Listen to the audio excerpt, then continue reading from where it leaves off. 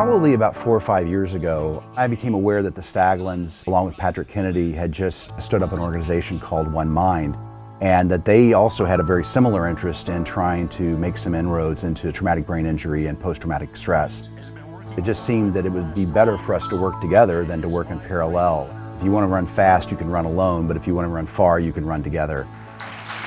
Thanks very much. It's a great honor to be here and to be chosen to be the keynote speaker this year for the music festival.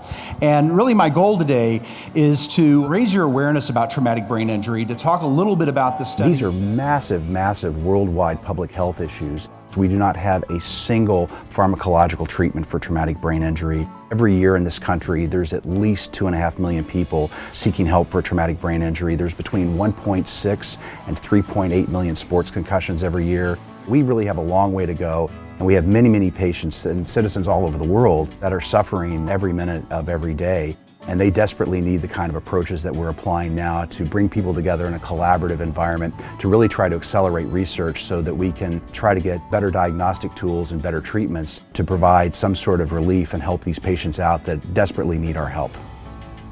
Over the last 2 to 3 years, we have coalesced as a group of over 120 investigators working together to solve this problem.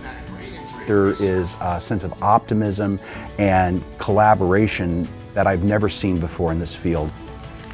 And then the grand plan really is that as we have these different collaborative groups coming together, that we'll be able to intermesh this data to see things that really thread through all these diseases so that maybe a cure here will apply to other diseases as well.